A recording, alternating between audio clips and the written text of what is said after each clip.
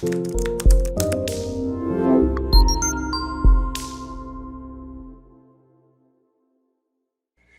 is Valerie VanBooven with the Senior Care Industry Netcast, where leaders with 3 or more years in the senior care industry share their advice. It's 6 questions in 9 minutes, so let's get to it. And in a few sentences, tell us who you are and what you do. Sure, I'd be happy to. Thank you for inviting me on your show, Valerie. I'm Joe Casciani. I'm a psychologist, semi-retired psychologist with a specialty in geropsych. I worked for years managing psychology practices, working in nursing homes. And since I've sold that practice, I've been developing my website called Livingto100.Club. So it's for seniors, people 50 and over, looking at strategies on successful aging, longevity, and most importantly, making it over the hurdles. As we all know, there's more than just a smooth paved highway ahead. We want to make sure we can get over those potholes and not get thrown by them. I also have a new book that just came out on Amazon, published on Amazon. It's called Living Longer is the New Normal. It's a paperback and also available on ebook on Kindle. Short, quick read, uplifting read, I think, about staying positive, making it over the hurdles. I also do, I host a weekly radio show on Voice America. It's on Friday afternoons at 2 p.m. Pacific time. And we have different guests on from mental health, physical, gerontology, law, holistic health. And, we just enjoy talking about successful aging and, living longer, living with a positive outlook. Very nice. Yeah. That's a lot. Semi-retired, but doing the fun things, doing things that I've always enjoyed. And lastly, I really do some training and consulting with senior organizations. So that's a pretty cool package for me. That is pretty full. So I don't know about semi-retired, but you do a lot. But we'll make sure that when this broadcast, we have a link to all of your website and all the things that you're doing. Your book, your podcast, and all those things, so people can join up and listen and learn a lot from you and the guests that you have on. So that's awesome. Yeah. My grandfather is going to be 93 this year. Completely 100% independent, and he's amazing. Still delivers Meals on Wheels to other seniors who are probably 20 years younger than him. Yeah, good for him. Good for him. We're living longer. We're living longer. Doing great. It's the social isolation issue we've had recently has been hard for everyone, including him. I think, he likes to be around people. He likes to go to church. He likes to do Meals on Wheels, and it's been a little bit rough for whether you're in a nursing home or you're at home, and if you're by yourself, it's hard not to see your family and your friends. Sure, takes its toll. It does. And, the good news is we're going to get to see him soon. So that's good. Well, good for him. Yeah, he's doing well. Yeah. And I'm sure he'll enjoy your book. We'll make sure he gets a copy. All right. So what's the best thing about serving aging adults? As I mentioned, I've worked in nursing homes and worked alongside other mental health professionals all these years. And, I've always found that there's always that internal strength or passion or energy that we all have inside of us. And, time and again, I would have to look for that and tap into it for people who had, had some physical setback, maybe a stroke or an amputation. And that fire, sometimes it's blocked, sometimes it's, kind of locked away, but it's always there. And if you can find out how to tap that, you can really unleash a lot of that drive and motivation and creative spirit that we all need to keep moving forward. So to me, that's always that's the fun part. That's the enjoyable part of working with older adults and helping them see that they also have that, internal drive and strength inside. Yeah. Yeah. Absolutely. That's really fascinating. Everybody has that will in some regard, there's some passion they have for something, no matter how old they are, whether it's for their family or their children or doing something they love. And that's neat that you get to unlock that and help people remember, what they love to do and what makes them tick. That's awesome. No, that's exactly right. So many times we just kind of throw our hands up in the air. We can't drive anymore. Maybe a spouse has passed away after 30, 40, or 50 years of marriage. And we say, what's the use? Why should I go on? So we're always, I call it starting new chapters. And we're writing the script now. So let's write the script that's going to be meaningful for us. Yeah. Yep. That's a great way to approach those big life changes, especially. Absolutely. Yeah. We're gonna switch gears just a little bit and talk about online marketing. Now, it sounds to me like you do quite a bit of online marketing in different ways. I hear from other senior service providers that it can be challenging, confusing, and I know it's ever changing. What has been your experience and your thoughts? I guess you reach out quite a bit online through your podcast and other ways. I do. I'm still learning. But I think there's, the whole notion of having a niche is the key here, because, you can't put a fishing line in the ocean and expect a big catch. You have to have one area of specialty and one target group and one area of focus and one solution, right? So I think we become a problem solver or a pain reliever. Good marketing is focused on solving the customer's problem. So, what we have to do is find out what we're good at. Here's the problem, we say, and here's our solution, and here's some proof that what I'm doing or what my company is doing makes a difference. So it's kind of that elevator speech, is sort of, but it's really more than that. It's being able to articulate what the advantage is. When Apple came out with their iPod years ago, they didn't talk about, here's a device that has 5 gigabytes of memory. They talked about, here's a device that'll hold 1,000 songs in your shirt pocket, right? So it's, here's a problem, and here's how we're going to solve it. Now, we're not going to solve everybody's problems, and we know that.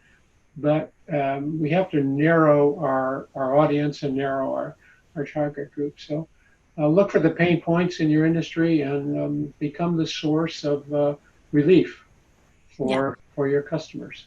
Yeah. Solving the problem is the whole gig. Yeah. or at least the problem that you can solve, articulating that well. And I think that our 30-second elevator speech that you mentioned has translated into a 3-second, you have, 3 seconds to capture someone's attention on your website or wherever you're advertising.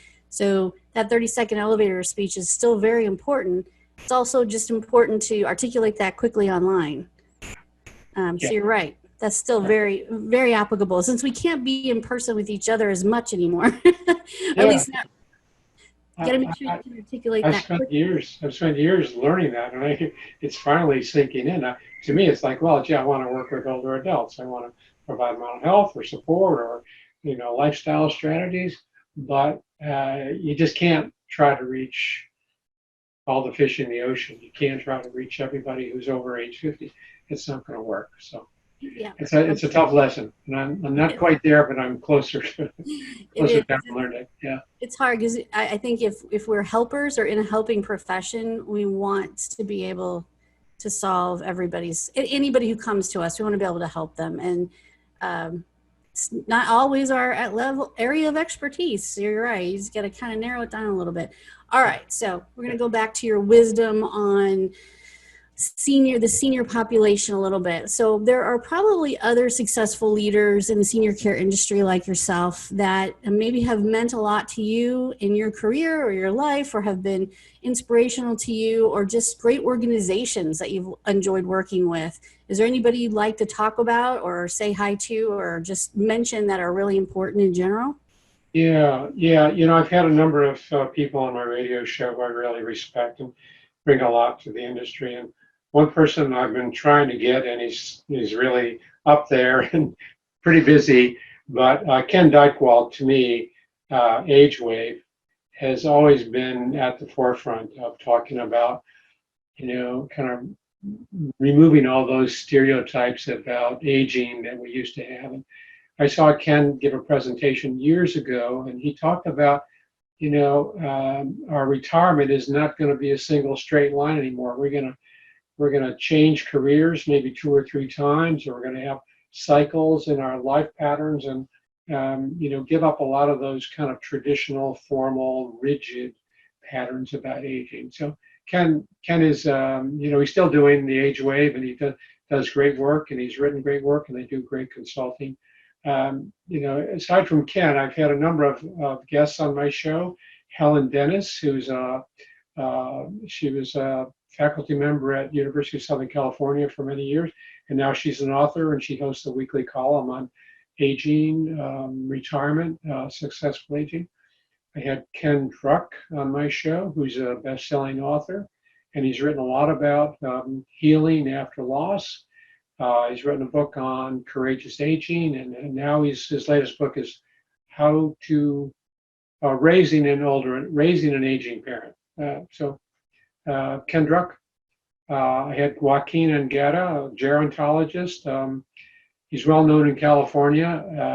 He's been on the California Commission on Aging, and he's really been at the forefront of kind of promoting this positive thinking about aging and removing the ageist stereotypes. I've got a list of people. Many. Faye Gersh, an old friend of mine, she's a psychologist, and she was the former head of the Hemlock Society. And, her thing is living a good life and dying a good death. And we have to remember that there are people that really need that freedom of choice on how to end their lives when it's over. And, we can't win every battle. We know that. So let's make for a peaceful death. And of all the recordings I have on my show, I've had probably over 20,000 downloads of these different episodes. And Faye Gersh's How to Die a Peaceful Death is at the top of the list. So she's had far more downloads than any other. Yes, yeah. I think the death questions and the I guess the questions that surround that and our thoughts about that have always been they're always a mystery until you're faced with it, I think. And then so it's probably something that really piques all of our interest, is to know how do we have a peaceful death? How does that work? It's hard to imagine, or hard to understand until you're in that position. Yeah. Yeah. Right. So that's great, though. It's an important topic. It sounds to me like people. It sounds to me like people really need to investigate your podcast and your website, and really, take a look at some of this stuff and subscribe, so that they can hear all these amazing people that you're mentioning. Absolutely. Yeah, it's a lot of fun. All the recordings are all on my website, all the past shows. I had Nick Butner on of the Blue Zones. Nick and his brother Dan have created this massive undertaking, understanding the traits and characteristics of people who are living 100 and over. And there's these blue zones around the world. And Nick was on the show. I've had other psychologists talking about their work with seniors. So it's been a lot of fun. I really enjoy the radio show. So I continue to do it every Friday, 2 p.m. Yeah. All right. That is really cool. Thank you so much for cluing us in on all that. And I'll make sure that everybody who sees this knows how to reach you and all of your stuff. So that's amazing. Thank you for that. Yeah. Yeah, all right. Can I just add quickly? If people want to get on our mailing list, we send out updates, announcements every week about who's on the show for today. And just go to our website. At the very bottom of the main page, there's a sign up option. Just put your name in and select a box, and we'll add you to our mail list. Yeah. Great. I'm signing up because I want to hear. So that's awesome. Yeah. I'll have to add that to my list of shows I like to listen to. Great. All right. Okay. So back to advice and wisdom. What piece of advice would you give to other senior care providers? Yeah. Well, first of all, to really be tenacious and persevering in this work, because it's tough. There are not a lot of rewards, at least In my experience, there are rewards, but there are also a lot of demands and difficult opportunities. And the settings in long-term care, assisted living can be very difficult. And for people seeing providing home health and home care, that's challenging as well. So it's that tenacity and perseverance. Secondly, I think caregivers, people working with this population, really need to take time to focus on the strengths, what I call the residual strengths of their clients, because their clients see a lot of decline and failures and losses, sensory losses, and functional losses. So let's take time to point out those strengths that are still there, still the positive things. Let's not, it's very easy, and I talk about this in my book. When we're depressed, all we see is what's wrong. All we see is what's in front of us. It's like we have these blinkers on. We can't see the whole picture. So we want to help people take off those blinkers or blinders so they can see some of the good things and not just everything that's going wrong. And that's, to me, that's one of the keys to being a successful caregiver, and helping people understand that we have to start new chapters. Yep. It's a great way to explain it. Point comes in our life where things are different, and doesn't mean the life is over. It means we're starting a new chapter, like I said earlier. We're writing the script, right? I used to talk to clients about being the captain of their ship, and I had this one client who had a stroke, and she was bedridden, and she was actually able to start getting up. And I saw her one week. I said, "Well, Captain, how was your week?" She said, "Well, my ship ran aground. I fell. I was trying to walk and I fell."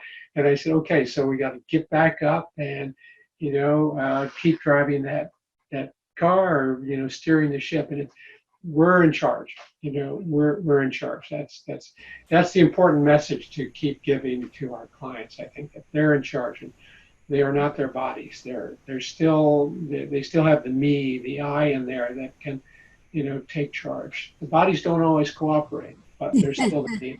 That's for sure. Yeah. So that's my 2 cents of advice. Yeah. I think a lot of our folks have, what you're saying is absolutely the truth. And I think taking the time to listen, and I know you probably are really good at this, that act of listening, and let them tell you their story and know who they were and are today, but what got them here is an important part. So I know that you've probably heard some really great histories and stories and lifetimes of achievements and marriages and kids and all kinds of things. So we have a lot to learn from our aging. I think you're right, Valerie, and it is helping, really listening, and helping that person express, talk about themselves. And at times all they see is what's wrong. So it's Robert Butler, gerontologist, talked about life review and helping people see there have been past achievements, there have been past accomplishments and successes. So let's balance out what's wrong with some of the good things and how we've accomplished so much in our past. One other point that's really important, I think, is be careful of the way we misinterpret events, because the glass is half full or half empty, and it's the same glass. It's the same 4 ounces of water in an 8-ounce glass. So it sounds simple, maybe simplistic, but we have to be careful about misinterpreting events around us. There was a Roman philosopher named Epictetus. He was actually a slave, and then they freed him, and he was a philosopher. And he said, "We are not disturbed by events, but by the views that we take of these events." So it's the way we explain something going on that can trouble us or weigh us down or worry us. So we have to be careful about misinterpreting. Yeah, that makes a lot of sense. And I think that we can get locked down in some gloom and doom if we misinterpret events that are happening to us. That's great advice. Yeah. All right. Full, half empty. Yeah.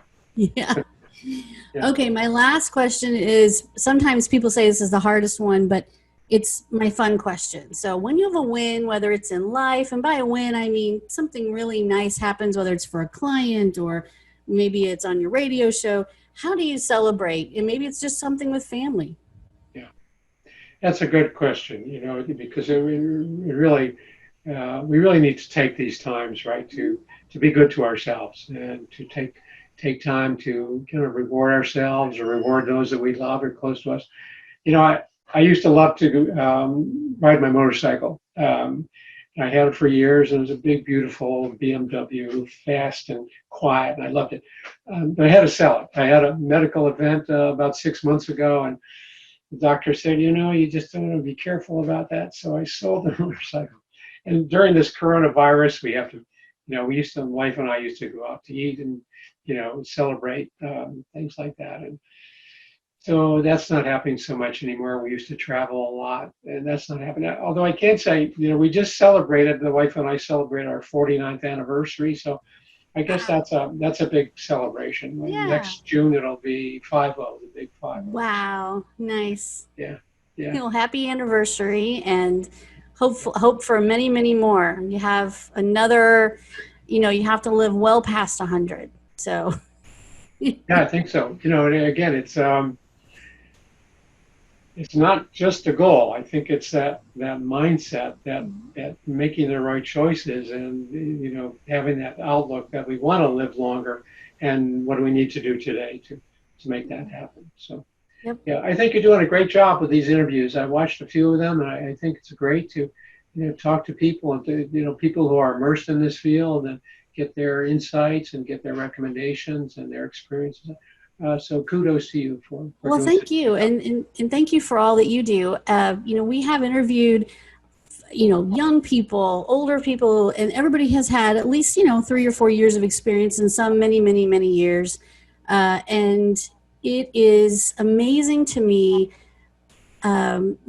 these people that have dedicated their life to, or their careers to helping our senior population, for the most part, just have so much good news to share, and have a way of helping families, not just the senior themselves, but also the whole family, get through some of these chapters that you're talking about, where life changes. And we need those people. And we're going to continue to need all the folks that help us get through these different chapters of our lives as we do age and get and live longer. So I think these folks are really important, and I appreciate you being on the show. I know a lot of folks, including my parents and my grandfather, who will definitely would love to listen to what you have to say and what your guests have to say. So that's really cool. Great.